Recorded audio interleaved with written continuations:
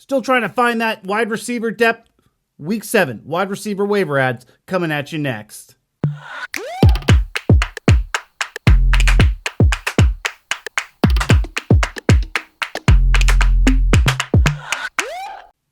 The first name that I have to bring up entering week 7 is a name that I hear almost every single week in my appearance on the Fantasy Scramble here on 1080 The Fan here in Portland, and that is Tim Patrick. Every single week we get start-sit questions for Tim Patrick.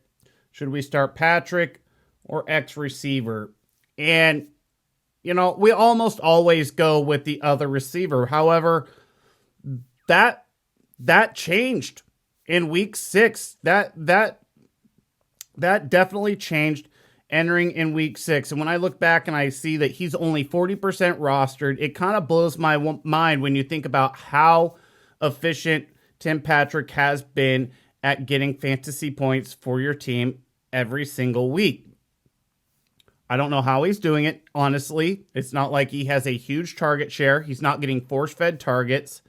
You have Courtland Sutton on the opposite side. You know, you still have Noah Fant in this offense. It's not a high passing volume offense, but every single week, if he's not getting the yards, he's finding a way to get a touchdown. If he's not getting a touchdown, he's finding a way to get catches and getting yards. He's scoring every single week, not just in PPR, but in standard as well. And when I look at the fact that he's only 40% rostered, it kind of blows my mind. At this point, we've seen 6 weeks of this, and I think he's only really laid one egg in 6 weeks. And he is a solid wide receiver 3 at this point. Things could change. Jerry Jeudy is coming back. However, that could open things up. Defenses might really be afraid of Jerry Jeudy. That might help open things up for guys like Courtland Sutton, guys like Tim Patrick.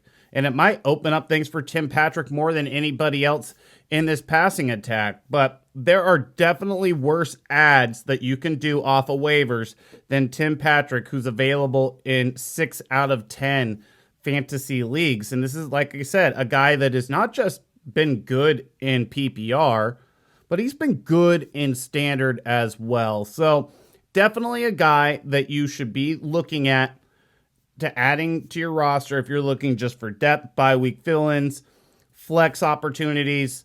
He's a guy that fits those needs. Rashad Batedman in Baltimore, coming off of IR. Ran like the second most routes at the position. 6 targets, tied the team league at that in that stat. Now, granted, only 4 catches for 29 yards. However, the passing game took a little bit of a step back in week 6 from weeks 4 and 5, where they were leading the league in passing yards. However, Lamar Jackson still the quarterback, showing the ability to throw the ball. This is a guy that dominated the Big Ten. I mean, when you think about what he did in Minnesota, his target share, I think he had over a 30% target share in Minnesota, just dominated the Big Ten. Has second half season breakout. You know, you're talking about a guy that has Justin Jefferson type breakout potential with a team that's shown the want and ability to throw more. One of the guys that would be in his way, and Sammy Watkins dealing with an injury. Go figure, Sammy Watkins dealing with an injury. And despite the fact running a ton of routes and seeing a decent amount of targets, didn't do much with them here in the first 5 weeks of the season. This is going to open the door for Rashad Bateman to seize a sizable role in this offense. Now, it might not be in week 7. It's definitely not going to be in week 8, as Baltimore's going to be on a bye. But coming out in week 9, he's had 2 games under his belt. I expect him to be basically fully integrated at that point. And you're talking about a guy, like I said, who could have that Justin Jefferson type second half of the season for the Baltimore Ravens. Rashad Batedman is a guy that I think should definitely be minimum 75% rostered in ESPN leagues until we find out exactly what he will be in this offense. Another guy that's blowing my mind that honestly that I even have to talk about him is AJ Green out of Arizona. Only 33% rostered. This guy's... we know what a pedigree is. He's been a top 5 type receiver in the NFL. Now he gets to let DeAndre Hopkins soak up all the double teams, all the bracketing, and he gets the number 2 corners in a high-octane offense where he's running getting the second most snaps, running the second most routes, and he's getting 6 targets every single week outside of week 5. That's the aberration. Week 5's the aberration, but if you look at the last 4 weeks, 3 out of the last 4 weeks, he has at least 5 catches and at least 100 yards or a touchdown in 3 of those 4 games. Week 5 being that aberration. Week 5 being that game that he didn't make that mark. They played San Francisco. The entire offense was trash in week 5. And like I said, that's an aberration that you just throw out. And you look at everything else and you go, this guy has been consistently getting the exact amount of looks every single week. Kyler Murray, he's been put in a position to feast. And Kyler Murray's been either, like I said, getting him 100 yards or a touchdown almost every single week. 33% rostered. I've seen enough rosters in fantasy to know that he should be rostered at least 70% of leagues when you think about the trash that's on some of these rosters. AJ Green is a guy that easily fits the flex fill-in, wide receiver 2s on a bye, need to fill them in. Like, this guy fits those needs, and he gives you the opportunity of having a wide receiver 2 type day, and he's out there for fucking free. What the fuck? AJ Green, why am I even talking about him? Go out, go ahead, push the add button, get him on your roster. Is he what he used to be? No, but he's in a great offense. He has opportunities every week, and I guarantee you there's somebody watching this that's got some trash on their roster that you can just throw away and get AJ Green on there.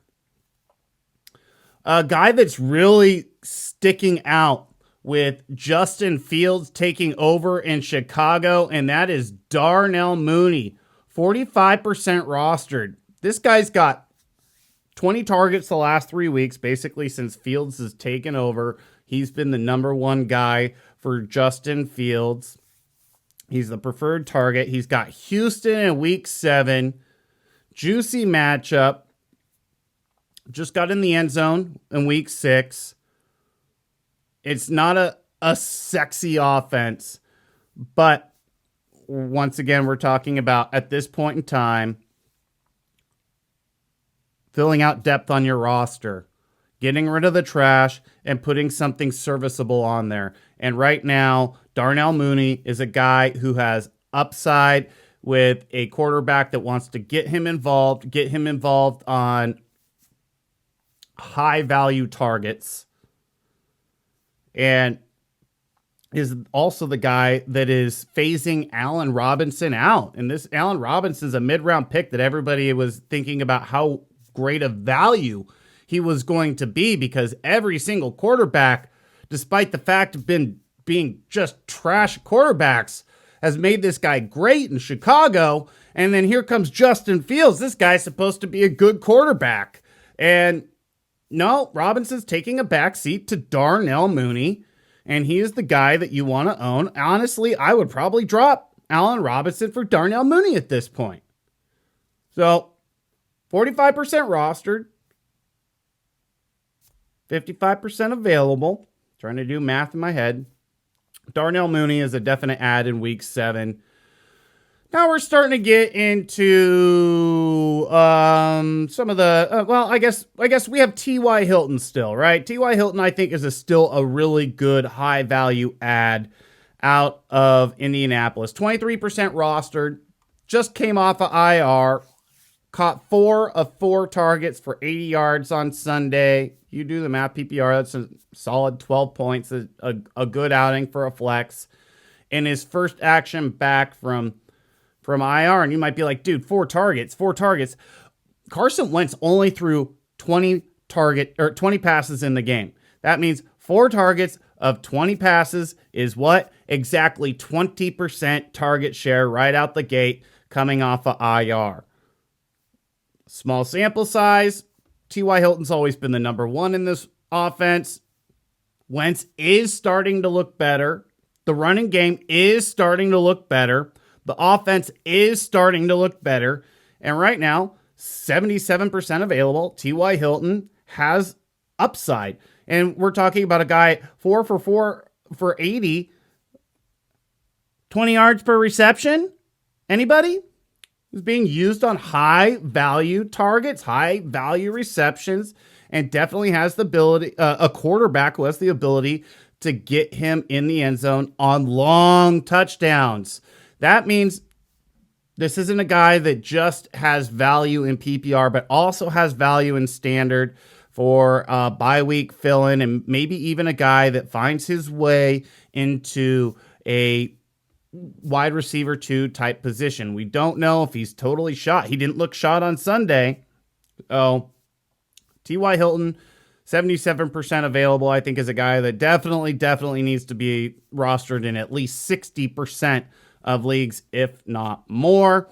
These last, Kadarious Toney, 61% rostered. That guy just needs to be, honestly, 100% rostered at this point. He had 3 for 3 for 36 yards on Sunday before leaving in the game on the first drive. He had 3 for 3 for 36 on the first drive of the game.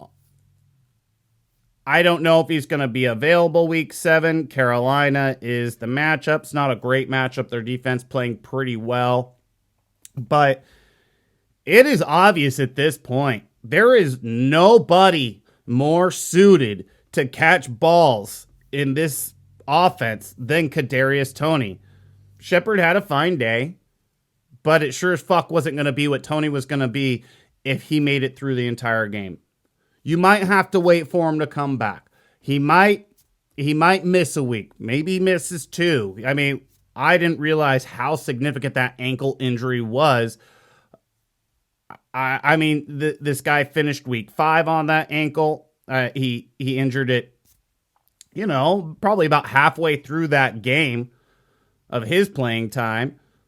So he finished it. I didn't think it was as significant as it was, but I know, went down awkwardly on one of those catches, re-aggravated the injury. We'll see if he can come back for week 7, but whether he does or not, if you are a team that you're 6-0, 5-1, 4-2, you have a pretty good chance at making the playoffs. This is a great stash, even if he's not going to play week 7, even if he doesn't play week 8, because we've seen how desperate the Giants are for a playmaker, and Kadarious Toney definitely fits that need, fills that void, and has shown the ability to be a playmaker in this offense. And Jason Garrett honestly has shown the ability that I know how to use this guy. Like think about that. Think about how Jason Garrett has shown the ability to get him involved on short routes, intermediate routes down the field. And then you see what they're doing with Jalen Waddle in Miami, and they're just like fucking every fucking. It's like what they're doing to Miles Sanders in Philadelphia, right? Like, well, everything's like 5 yards, 3 yards behind the line of scrimmage. Now fucking do all the work for us, Waddle. Like, are you fucking kidding me? You need to use this guy in multiple ways. He's a Swiss Army knife, right? Well, that's what they're doing with Kadarious Toney. He's a great ad. You should add him. And then I think this guy has honestly, in deep, desperate leagues, someone who just wants to add somebody with upside on their roster, oozes talent, obviously, in my opinion. Finally, maybe starting to get some opportunity in an offense that needs a wide receiver. enough preamble. Donovan Peoples-Jones, he's only 1% rostered. He's basically free. He's got 11 targets the last 2 weeks, 171 yards, 2 touchdowns, and Denver in week 7 on Thursday night with a beatable secondary. Now, we might not have Baker Mayfield week 7. It might be Case Keenum at this point. Baker Mayfield dislocated his shoulder for a second time. And you know what? Honestly, that might be good for Odell Beckham and bad for Donovan Peoples-Jones. Because, Odell's been getting the targets, but he's not been doing anything with it. Donovan Peoples-Jones gets very few targets and does a lot with it.